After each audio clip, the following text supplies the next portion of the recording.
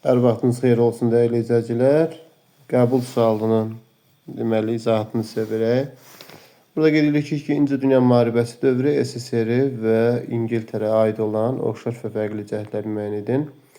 Lend-Liz haqqında qanun yardım alması. Bunların hər biri Lend-Liz qanununa görə yardım alıb.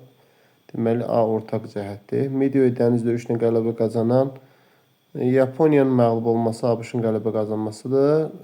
Yaponiyanın müharibə elan etməsi bu 45-də SSR müharibə elan edib.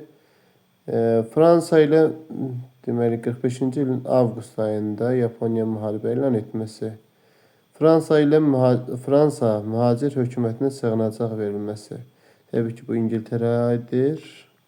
İranın nüfuz dairələrinin bölünməsi SSR ilə deməli İngiltərənin ortaq cəhəti. Deməli A-yə nə olacaq? Ortaq cəhət olacaqdır. Deməli 1-də C, 2-də D, 3-də A-yə doğru cavabımız D variantında verilib. Digər bir sualda döyüşlərə aid olan uyğunluğu müəyyən etmək tapşırılır bizdə. Kara döyüşü, Fraspa döyüşü və Qanıq döyüşü. Roma qoşunlarının sərkərdə Krasın başçılıq etməsi. Kras başçılıq edib Kara döyüşündə A1-ə aid olar. Sərkərdə Pompeyin hərbi hiylə işlətməsi bu Qanaq döyüşündədir. B3-ə aid olar. Atropatenanın Romadan asılı vəziyyətə düşməsi. Romadan asılı vəziyyətə düşməsi. Bu təbii ki, bunların heç birinə aid deyil.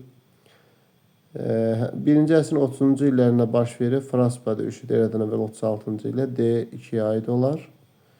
Albaniya qoşunları Parfiyanın müdafiə etməsi. Burada bu döyüşlərin Parfiya ilə heç bir əlaqəsi, düzdür, Parfiya ilə əlaqəsi olsa da, burada Parfiyanın müdafiə etməsi yanlışdır.